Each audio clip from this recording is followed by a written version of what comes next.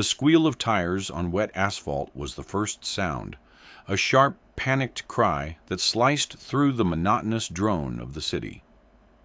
Alistair Vance didn't even look up from the tablet in his lap. Another near miss in a city of them.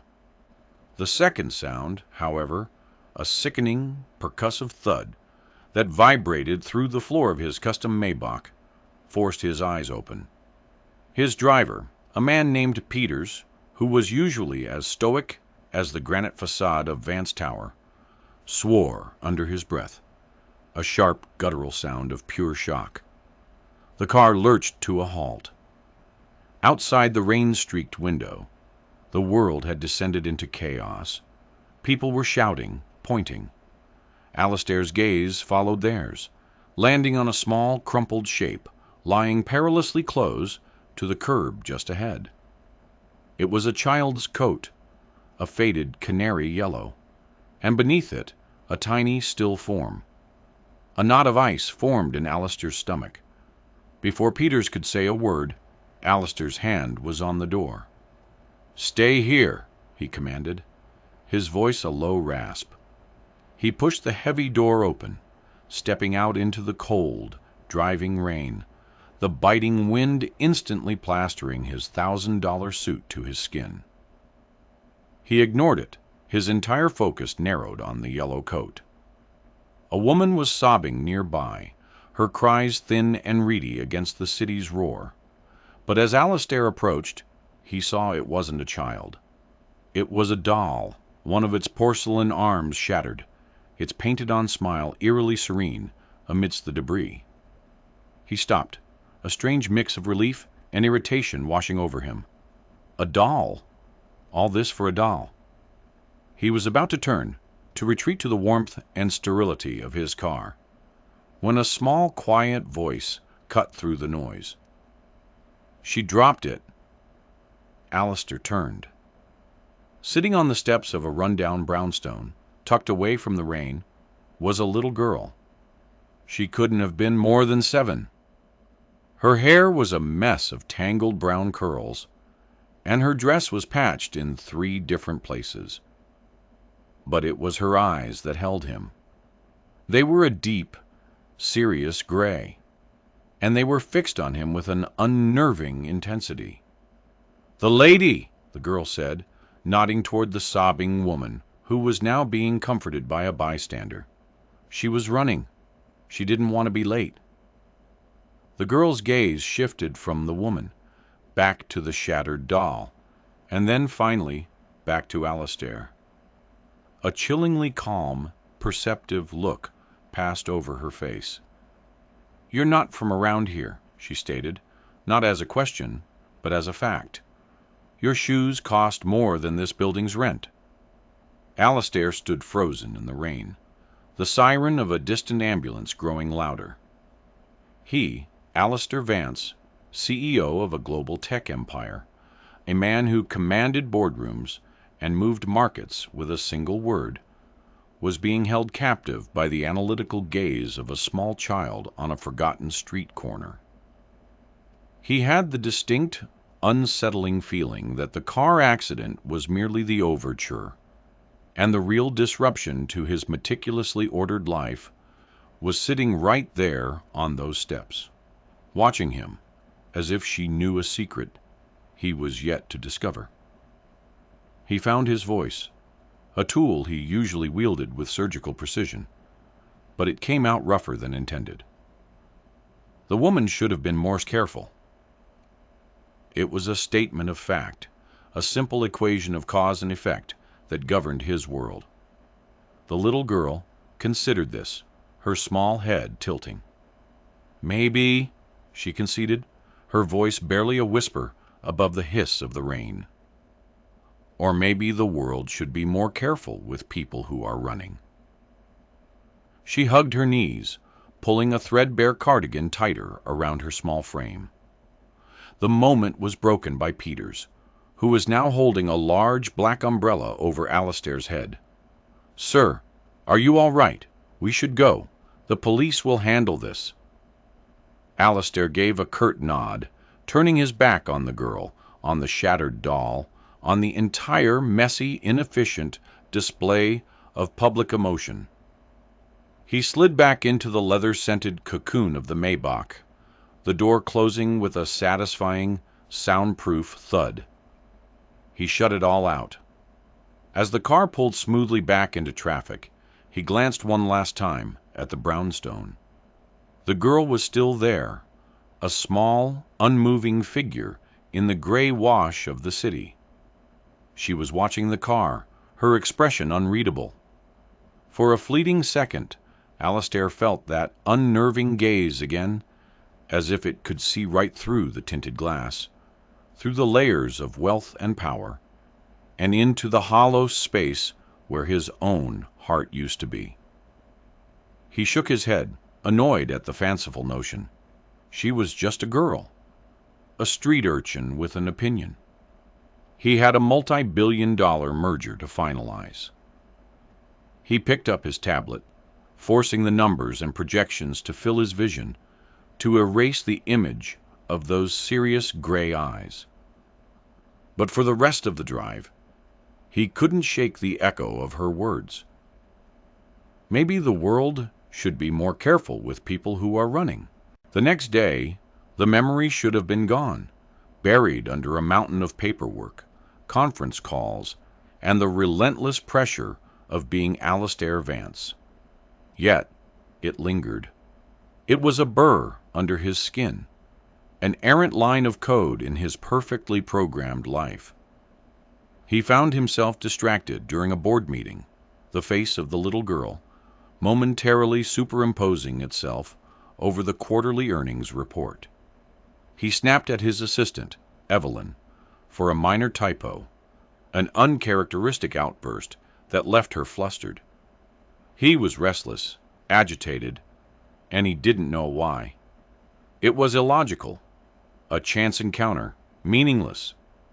By 5 o'clock, he couldn't stand it anymore. On a sudden, inexplicable impulse, he canceled his evening appointments. "Peters," he said, stepping into the waiting Maybach, "take me back to the corner of Elm and 6th." Peters, ever discreet, didn't question the order, though a flicker of surprise crossed his face in the rearview mirror. The drive back felt different. The city, which he usually viewed as a matrix of assets and liabilities, now seemed textured, more real. He noticed the graffiti on the walls, the weary faces of people heading home on the bus, the steam rising from a street vendor's cart. When they arrived, the street was quiet. The rain had stopped, leaving the air clean and cool. The shattered doll was gone. The brownstone looked just as grim in the fading light. Alistair got out of the car, feeling absurdly self-conscious. What was he even doing here? Was he going to ask a child to explain her homespun philosophy? He walked to the steps where she had been sitting. They were empty. Of course they were. He felt a sharp pang of... he wasn't sure what. Disappointment? He scoffed at himself. He was about to turn and leave when the heavy door of the brownstone creaked open. An elderly woman with a kind, wrinkled face and tired eyes peered out. "Can I help you?" she asked, her voice wary. She clutched a faded robe around herself, her gaze flickering from Alistair's expensive suit to the gleaming car at the curb.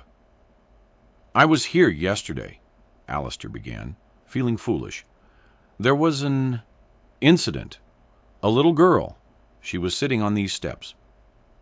The woman's expression softened with recognition, but the weariness in her eyes deepened. "Ah, you mean Lily. Yes, she told me about the commotion, and about the man in the fancy suit." Her eyes held a hint of accusation. "Don't worry, she's fine, tougher than she looks. I just wanted to—" "I'm not sure," Alistair admitted, the uncertainty galling him. "Is she here?" The woman hesitated, studying his face. "She's not my girl, if that's what you're asking. This isn't that kind of place. It's a group home. St. Jude's Home for Children. I'm Martha, the house mother. An orphanage. The word hit Alistair with surprising force. Of course, the patched dress, the quiet watchfulness. She wasn't just a girl on a street corner. She was a girl without a place to belong. "May I see her?" he asked, the words coming out before he could second-guess them. Martha's gaze was probing. She had likely seen all manner of people come to her door. Do-gooders, curiosity seekers, people with intentions both noble and otherwise. "Why?" she asked simply. It was a fair question, and one Alistair didn't have a logical answer for. "She said something insightful," he said finally, settling on the most neutral word he could find. "I was impressed by her composure." It sounded stiff, corporate. Martha gave a small, sad smile. Lily has seen more than any 7-year-old should. Composure is how she survives. She seemed to come to a decision. "All right, but don't you go making any promises you can't keep. These children have had enough of those to last a lifetime." She held the door open wider, and Alistair stepped inside. The air was thick with the smell of disinfectant and boiled cabbage. The hallway was dimly lit, the walls lined with children's crayon drawings, a riot of cheerful color against a backdrop of peeling paint and faded wallpaper. It was clean, but profoundly sad. The poverty here wasn't just a lack of money. It was a lack of hope, a pervasive sense of being forgotten. Martha led him to a large, sparsely furnished room that served as a common area. A few older children were quietly doing homework at a long table. In a corner, curled up in a lumpy armchair with a book, was Lily. She looked even smaller indoors. She glanced up as they entered, and her gray eyes widened slightly in recognition. There was no fear, just a quiet, solemn acknowledgement. She didn't smile. "Lily, honey," Martha said gently, "this gentleman wanted to speak with you."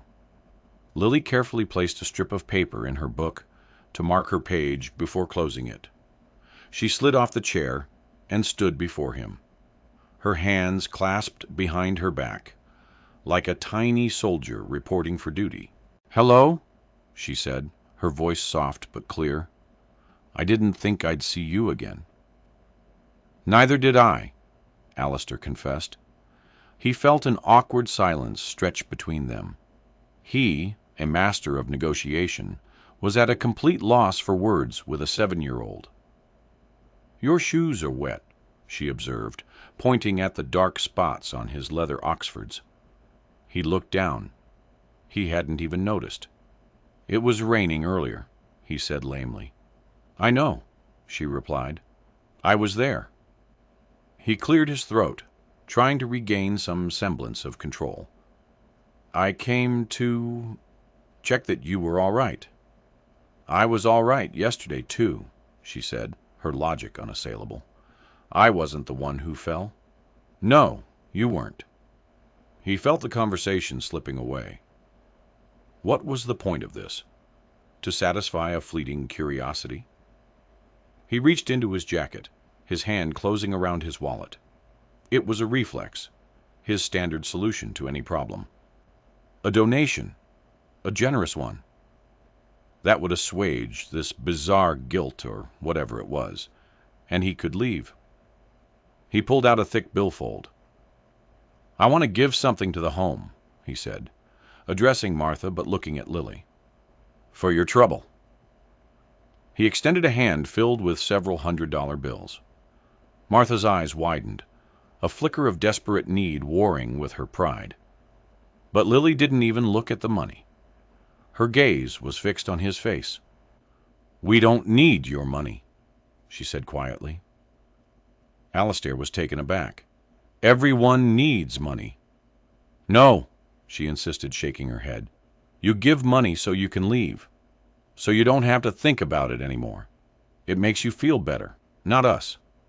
The accusation, so simple and so piercingly accurate, struck him silent. She was right. That's exactly what it was. A transaction to clear his conscience. He slowly withdrew his hand, the money suddenly feeling cheap and insulting. "What do you need, then?" he asked, his voice softer now, stripped of its usual authority. Lily looked past him, her gaze settling on a framed picture on the wall. It was a cheap print of a starry night sky. "I need a star," she said.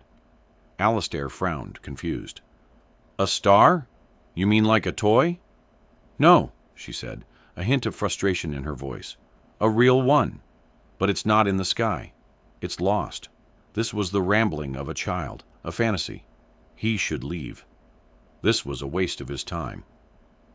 But he was rooted to the spot by the sheer earnestness in her eyes. "A star isn't a thing you can lose, Lily." "Mine is," she said with unshakable certainty. She walked over to a cluttered side table and picked up a folded, crinkled piece of paper.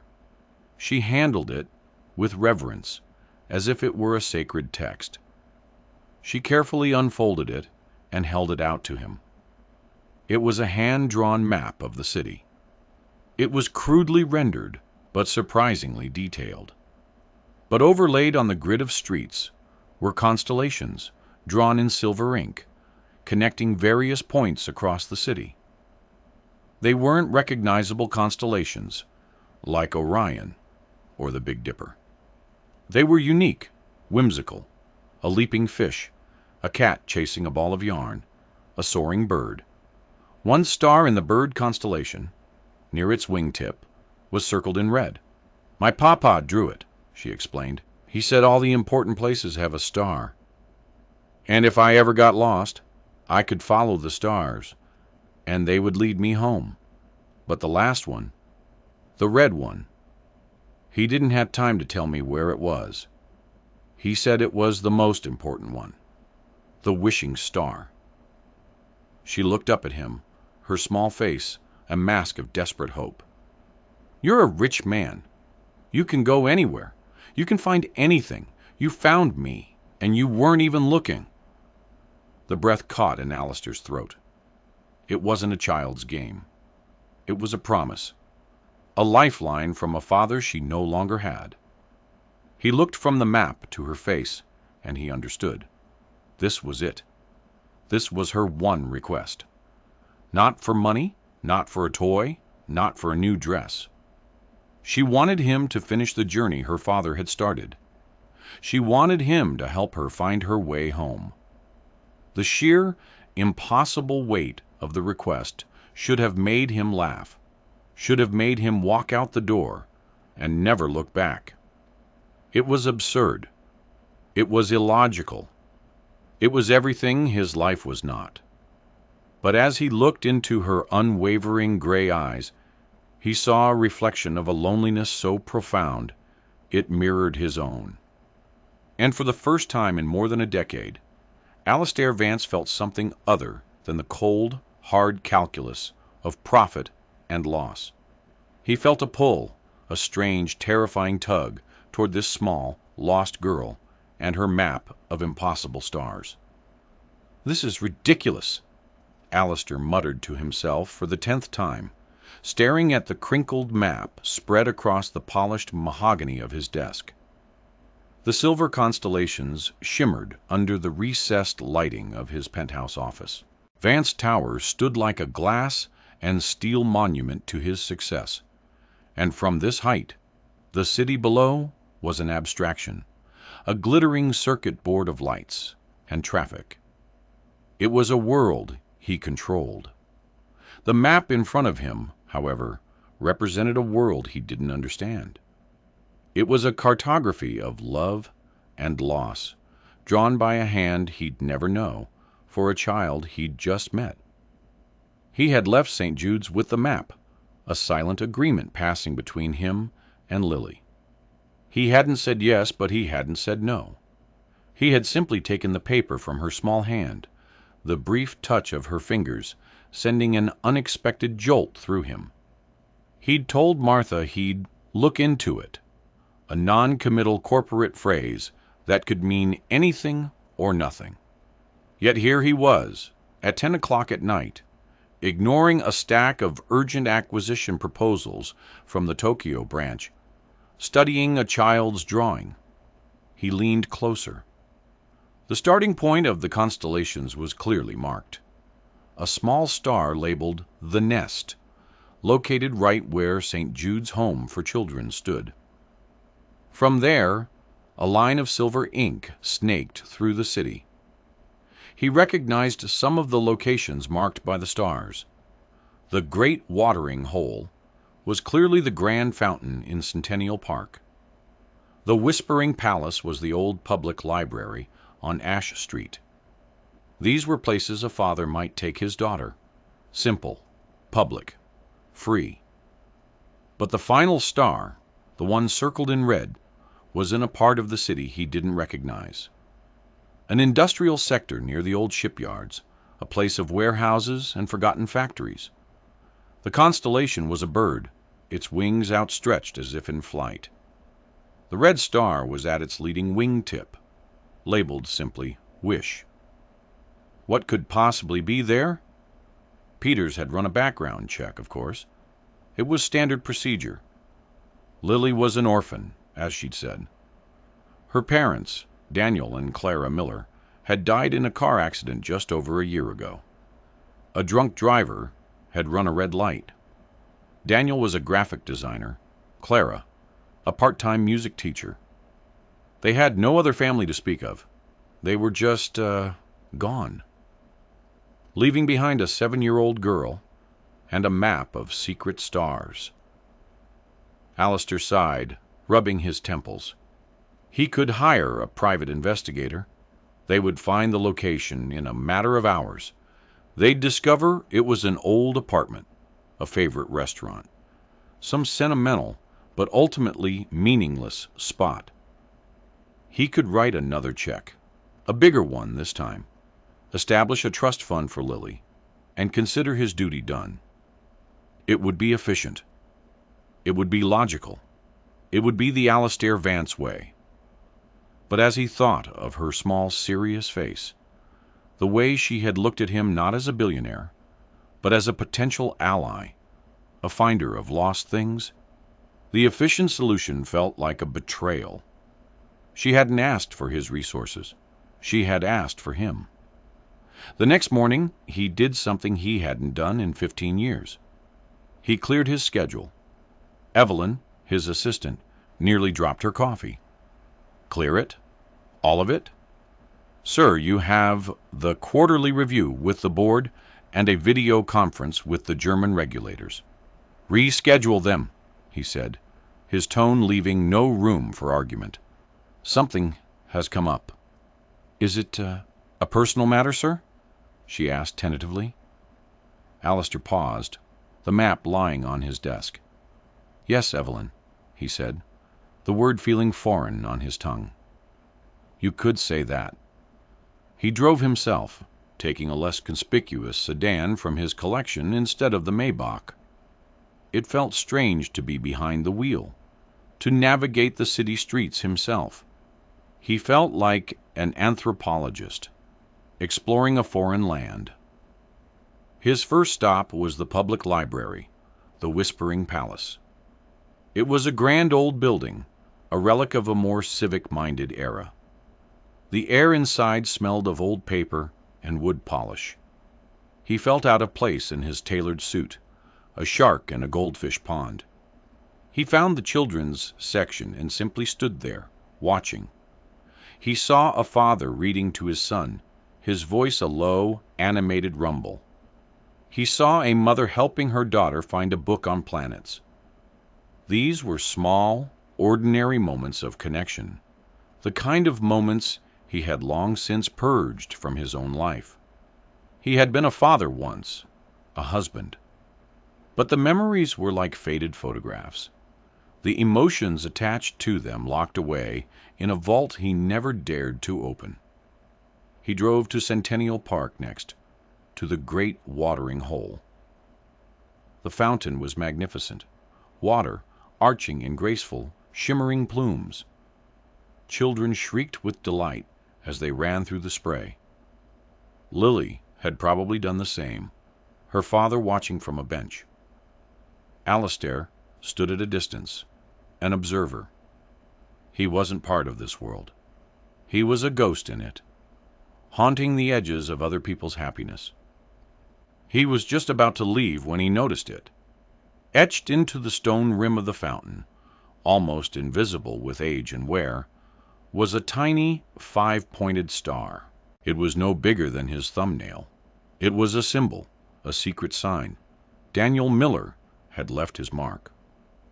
Alistair felt a sudden surge of something that felt dangerously like excitement. This wasn't just a map. It was a real treasure hunt. He pulled out the map again, his fingers tracing the silver lines. The next star in the sequence was labeled the Dragon's Tooth, and it was located in a rougher part of town. He drove there, the gleaming storefronts giving way to pawn shops and boarded-up buildings. The location on the map corresponded to an old, abandoned movie palace, the Imperial. Its marquee was rusted, its windows dark. A faded poster for a long-forgotten fantasy film still clung to the wall, featuring a knight fighting a dragon, the Dragon's Tooth. Alistair got out of the car, a sense of unease creeping over him. The place was derelict. He looked around for another etched star, but found nothing.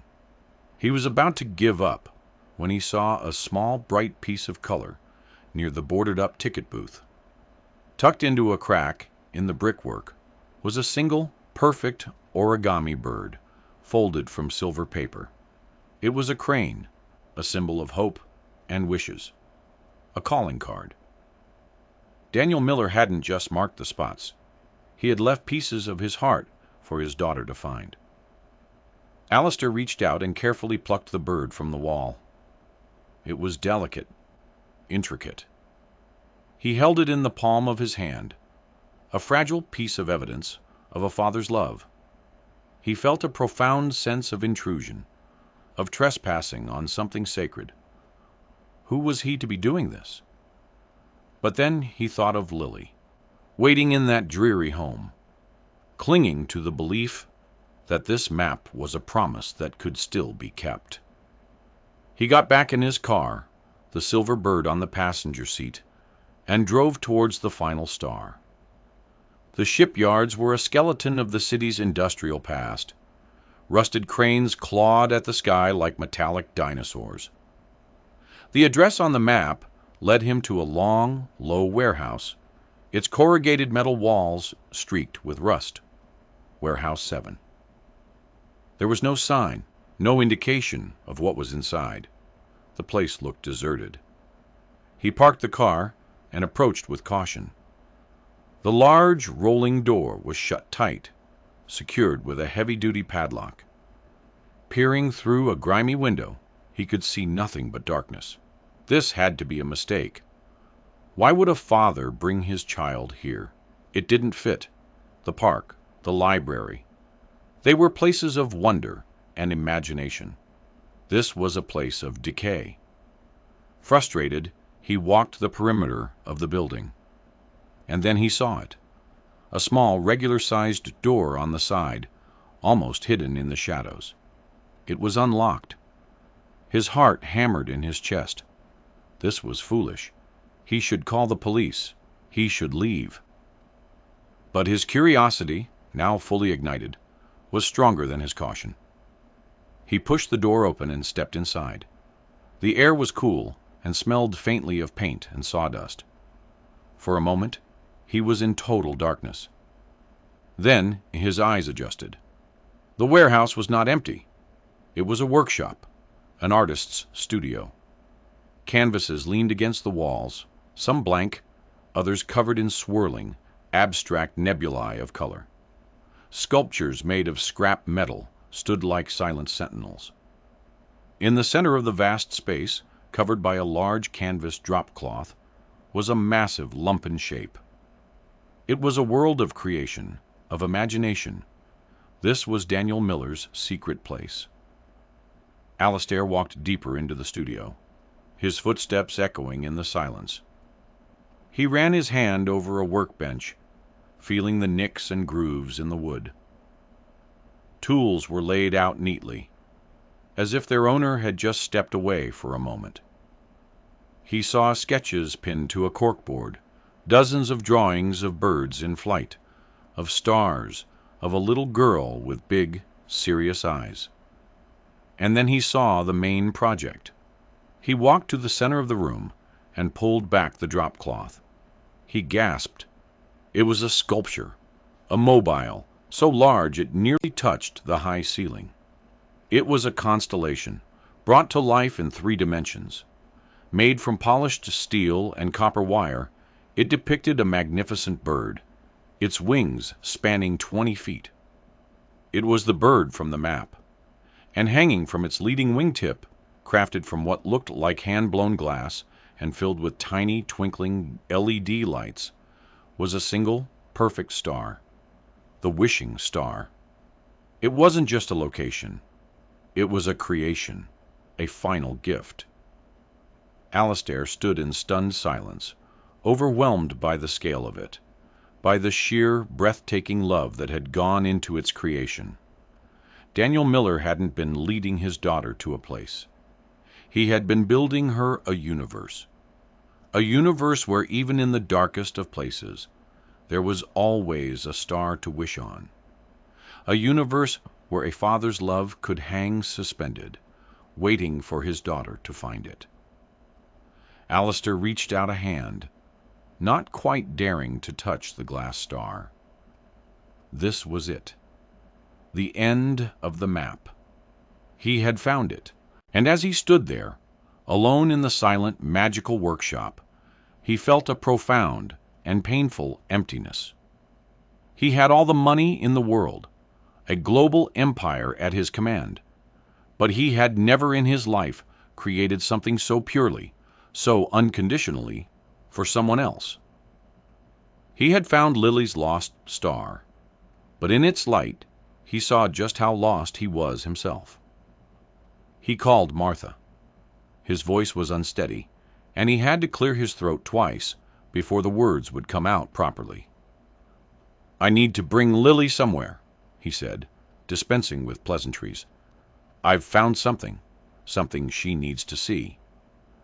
There was a long pause on the other end of the line. He could hear the weary skepticism in her silence.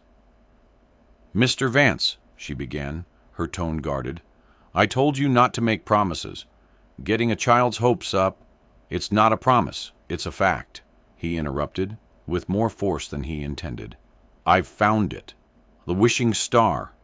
It's real."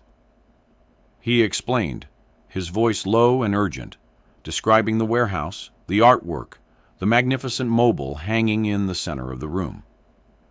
He told her about the etched star at the fountain, the silver origami bird at the old theater. He laid out the evidence, piece by piece, as if he were presenting a case to his board of directors. By the time he was finished, the silence on the other end was of a different quality. It was no longer skeptical. It was awestruck. "My goodness," Martha whispered. "Her father, he really did it." "I need her to see it, Martha. It's not something I can just describe." "Yes," she said, her voice thick with emotion. "Yes, of course. I'll get her ready." Getting permission for an outing was a bureaucratic nightmare, even for a man like Alistair. There were forms to sign, liability waivers to consider. His legal team was aghast at the idea of him taking a ward of the state to an abandoned, unzoned industrial property. But for once, Alistair bulldozed through the red tape with a personal ferocity that surprised even himself. He didn't delegate. He made the calls himself, leveraging his name and his power not for profit, but for a little girl. 2 hours later, he was back at St. Jude's. Lily was waiting for him on the front steps, just as she had been that first day. She was wearing a clean but faded blue dress and her worn cardigan. Her hair had been brushed, and Martha stood behind her, a hand resting protectively on her shoulder. Lily's expression was unreadable, a careful mixture of hope and self-preservation. She didn't ask any questions as she got into the car, simply buckling herself into the plush leather seat, her small feet dangling inches from the floor. The drive to the shipyards was silent. Alistair kept glancing at her in the rearview mirror. She was looking out the window, watching the city pass by, her face a solemn mask. He wondered what was going through her mind. Did she believe him? Or was she bracing herself for yet another disappointment in a life already full of them? He parked in front of Warehouse 7. The place looked even more grim and imposing in the afternoon light. Lily stared at the rusted metal facade, her brow furrowed. "It's in there?" she asked, her voice small. "Yes," he said, "it is." He led her to the small side door, his hand hovering near her back, but not touching. He pushed the door open, letting the cool, paint-scented air wash over them. He stepped aside and let her enter first. She stood for a moment in the doorway, her small frame silhouetted against the light from outside, her eyes adjusting to the dimness. He watched her face, his heart pounding with an unfamiliar anxiety. He had built empires, launched products that changed the world, but he had never been more invested in a single moment than this one. Her gaze swept the room, taking in the canvases, the tools, the strange metal sculptures. And then she looked up. A soft gasp escaped her lips. Her eyes, those serious gray eyes, widened until they seemed to fill her entire face. She took a tentative step forward, and then another, drawn toward the massive sculpture, as if by an invisible thread.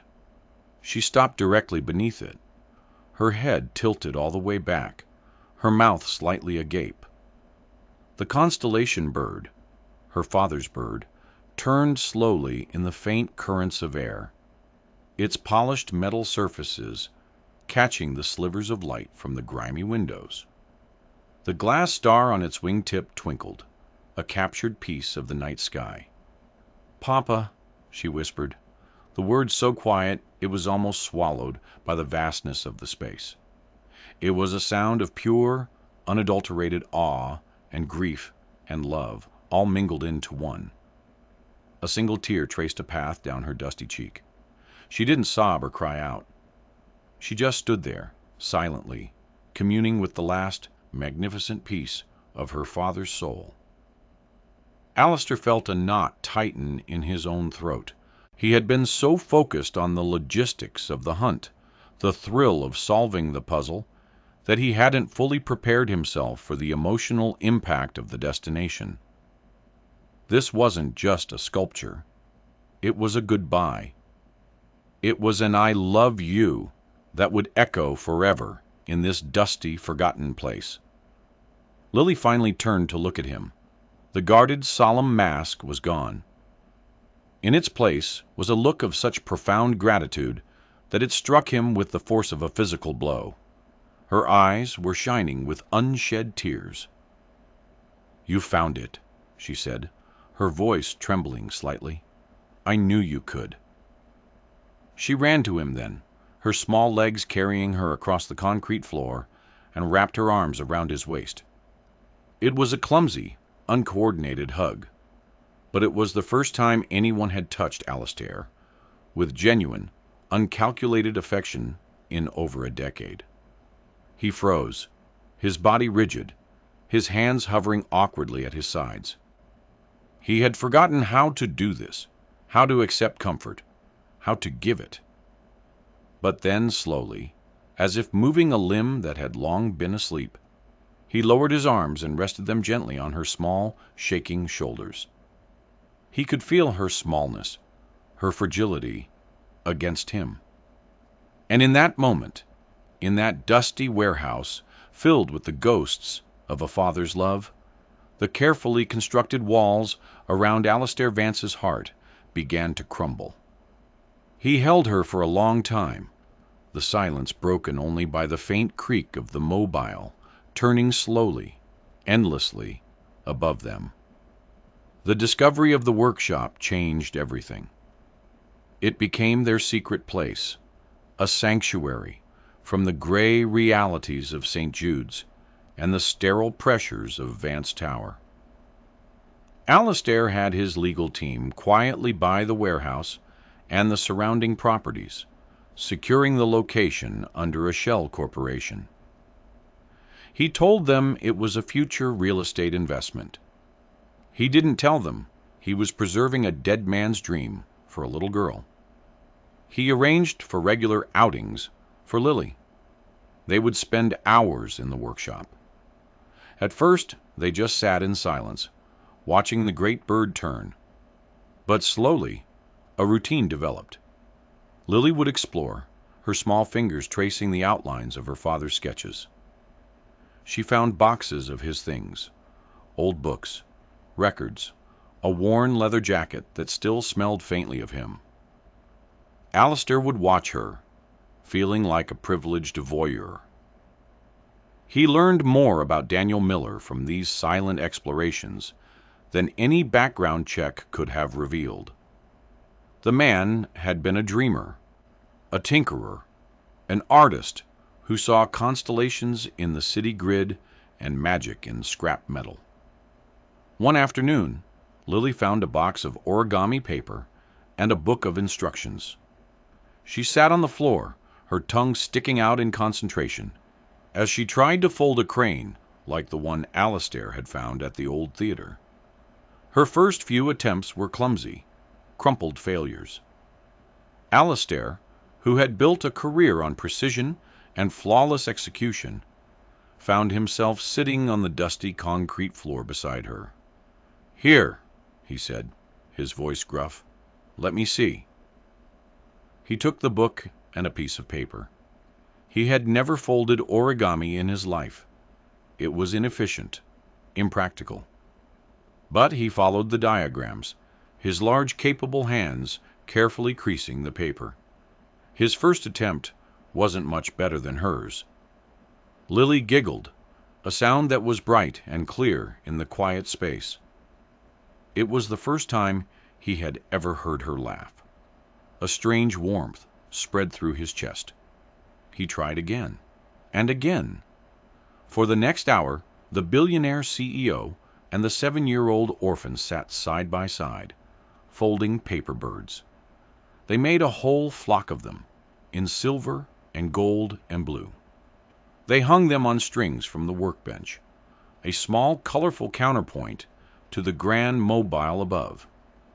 It was during these visits that they began to talk. Lily would tell him stories about her parents, small fragmented memories that she held on to like precious jewels. She told him how her mother used to hum when she cooked, how her father taught her the names of the real stars.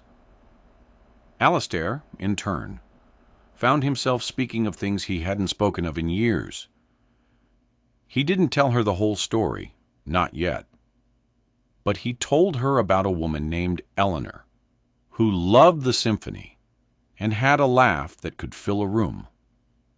He told her about a little boy named Thomas, who had his mother's eyes and a fascination with building blocks. He spoke of them in hushed, reverent tones, as if they were historical figures, not his own wife and son. Lily listened with that same solemn intensity she applied to everything. She didn't offer platitudes or sympathy.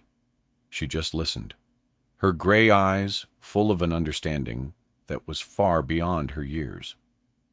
"They're stars now, too, aren't they?" she said one day, looking up at the mobile. "You're Eleanor and Thomas.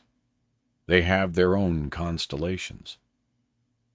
Alistair stopped breathing for a second. No one had spoken their names to him in a decade. He had forbidden it.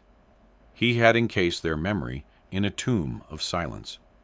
But hearing them from this child, spoken so simply and naturally, didn't bring the searing pain he expected. It brought a dull, aching sense of release. "Yes, Lily," he whispered, his voice thick. "I suppose they are." His world began to bifurcate. There was the life of Alistair Vance, the ruthless titan of industry, a man who moved in a world of cold, hard numbers. And then there was the life of Alistair, Lily's friend, a man who sat on a dusty floor, folding paper birds and talking about ghosts. The two worlds began to bleed into one another. He found himself being less patient with the sycophants and yes men on his board. He started a charitable foundation within his company, a vague initiative for underprivileged youth that had his CFO scratching his head. He left meetings early, citing personal appointments, and would drive to the workshop, his suit jacket off, his tie loosened. His staff, including Evelyn and Peters, watched the transformation with a mixture of confusion and quiet approval. The hard edges of their boss were softening. The perpetual storm cloud that seemed to follow him was beginning to dissipate. One evening, as they were packing up to leave the workshop, Lily grew quiet. She stood before him, her hands clasped behind her back, in that same formal way she had on the day they met. "Alistair," she said, using his first name for the first time, "I have a question." "Anything, Lily." "The people at the home. They say you're going to get tired of me," she said, her gaze fixed on the floor. "They say rich people get new hobbies, and then they move on. Are you going to move on?" The question was a punch to the gut. He knelt down so he was at her eye level. He saw the fear she was trying so hard to hide, the familiar shadow of abandonment that haunted every child at St. Jude's. "Look at me, Lily." She slowly raised her head, her gray eyes swimming with unshed tears. "I am not a hobby," he said, his voice low and fierce, "and you are not something to get tired of. Finding that star with you, it's the most important thing I've done in a very long time. Do you understand?" She searched his face, looking for the truth. She must have found it, because she gave a small, jerky nod. "Okay," she whispered. But Alistair knew that okay wasn't enough. Words were cheap. Promises were easily broken. The children at St. Jude's knew that better than anyone. He had spent his life building things that lasted: skyscrapers, corporations, fortunes. But what did any of it matter if it was all built on a foundation of emptiness? He looked around the workshop, at the magnificent mobile, a testament to a love that transcended even death. He looked at Lily, a small, resilient girl who had shown him how to feel again. And he knew, with a certainty that settled deep in his bones, what he had to do.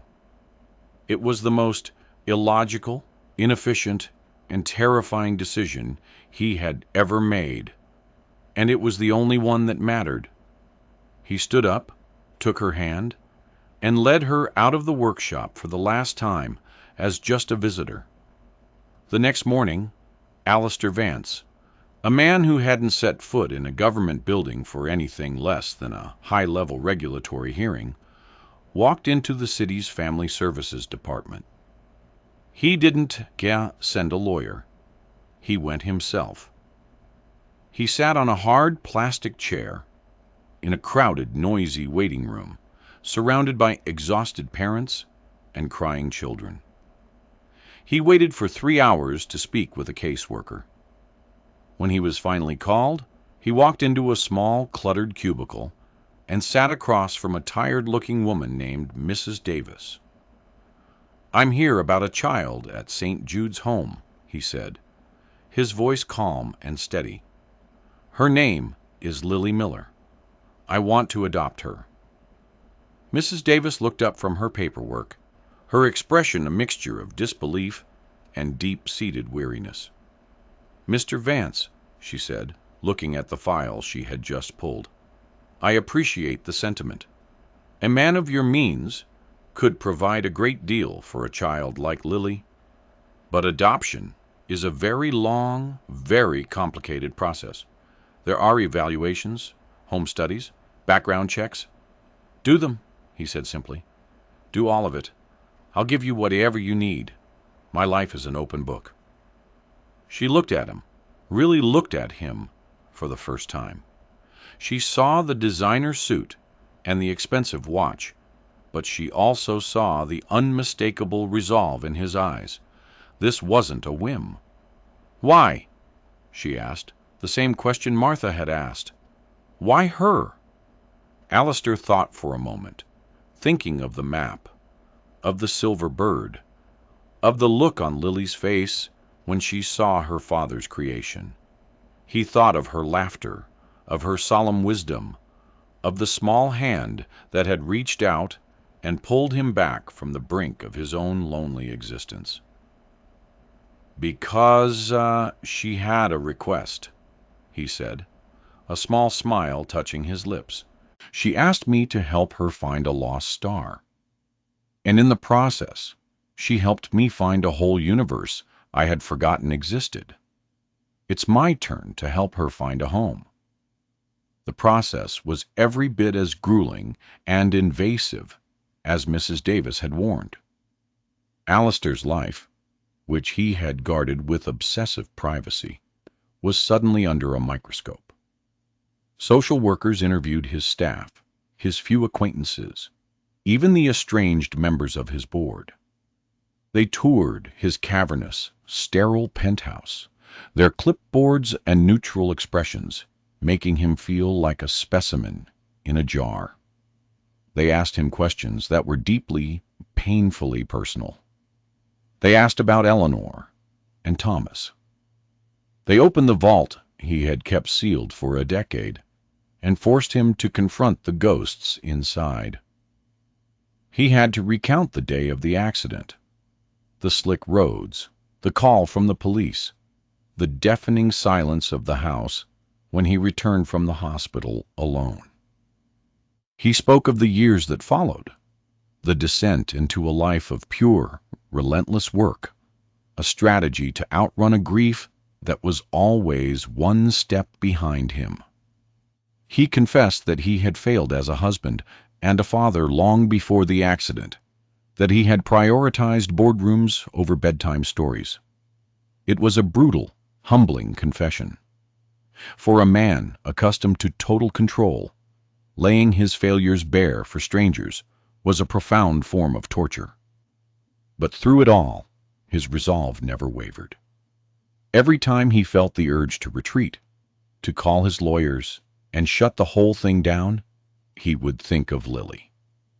He would think of her question, "Are you going to move on?"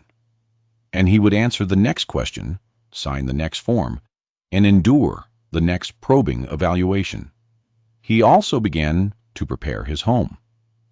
The minimalist penthouse, a monument to a lonely man's aesthetic, began to transform. He hired a designer, not to impress, but to create a space for a child. One of the guest suites, with its panoramic city views, was converted into a bedroom. He agonized over paint colors, finally settling on a soft sky blue. He commissioned a carpenter to build a custom bed shaped like a crescent moon and a desk with star-shaped handles. He filled shelves with books, not classics he thought she should read, but books filled with adventure and magic and wonder. He had a top-of-the-line telescope installed by the large windows, pointed at the night sky. The most significant change happened in the grand, echoing living room. He had the mobile moved from the warehouse. A team of engineers and art installers spent 3 days carefully disassembling, transporting, and reinstalling the massive sculpture. It now hung from the 20-foot ceiling of his penthouse, the great silver bird turning slowly in the climate-controlled air, its glass star twinkling over a city of millions. It was the heart of the home, a constant reminder of where they had begun. During this time, his visits with Lily continued, but now they were supervised, part of the official process. They met in neutral locations, like parks and museums.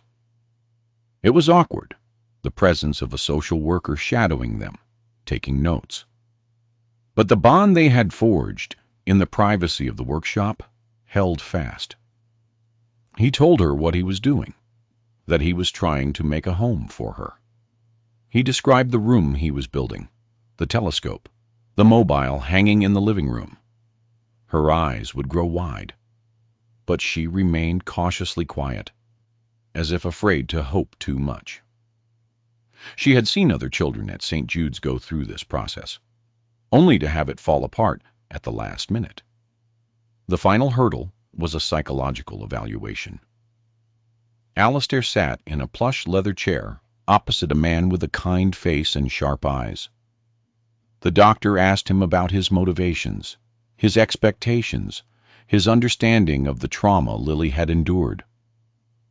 "Are you prepared for the reality of raising a child who has known such loss?" the doctor asked. "Are you prepared for the nightmares? The moments of anger and grief? The testing of boundaries? It won't all be folding paper birds, Mr. Vance." "I'm not looking for a hobby," Alistair said, his voice quiet but firm. "I'm not trying to replace the son I lost. I'm not trying to fill a void. That void will always be there. Eleanor and Thomas are a part of me." He leaned forward, his hands clasped. She's her own person. She's resilient and smart and has a bigger heart than anyone I've ever known. She's spent her entire life being brave. I just want to give her a place where she can finally feel safe enough to not have to be brave all the time. A place where she can just be a child. He looked the doctor in the eye. "Am I prepared? No. I don't think anyone ever is. But I am willing. I am willing to learn, to listen, to fail, and to try again. I'm willing to show up every single day. That's all I can promise." Weeks turned into months. The seasons changed. And then one crisp autumn afternoon, the call came. It was Mrs. Davis. Her voice was warm, professional. All the evaluations were complete. The committee had met. The petition had been approved. "Congratulations, Mr. Vance," she said. "You're a father." Alistair sank into his chair, the phone still pressed to his ear, and for the first time since the day his son was born, he wept. They were not tears of grief, but of a profound, overwhelming, and terrifying joy. The day he brought her home was quiet. There was no party, no fanfare. He went to St. Jude's with Peters. Lily's belongings were packed in a single, small cardboard box. She said her goodbyes to Martha and the other children, her face a mixture of excitement and sorrow for the life she was leaving behind. As she walked out the door of St. Jude's for the last time, she turned and gave a small wave. Then she took Alistair's hand, and she didn't let go all the way to the car.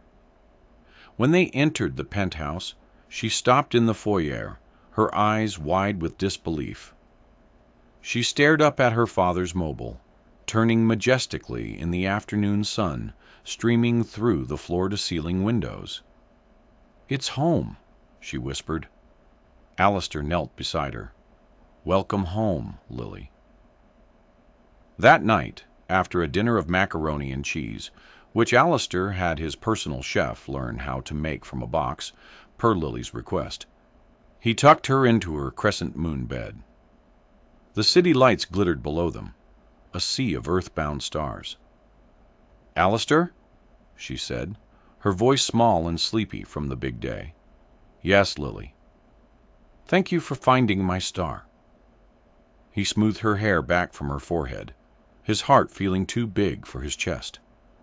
"No, Lily," he said softly. "Thank you for showing me mine." He leaned down and kissed her forehead. She was already asleep, a small, trusting smile on her face. He stood there for a long time, watching her, the magnificent bird turning slowly in the other room, a silent guardian. His life of cold, hard numbers had been irrevocably changed by a hand-drawn map and a little girl's impossible request. He had started a journey to find a lost star, and in the end, he had been led to a place he never thought he'd find again, a family. The house was no longer silent. It was a home, and it was just the beginning of their new constellation. Thank you for joining Alistair and Lily on their journey. We hope their story of finding family in the most unexpected of places warmed your heart. If you enjoyed this story, please like, subscribe, and share it with someone who might need a little inspiration. And don't forget to check out our other videos for more heartwarming and tear-jerking tales of connection and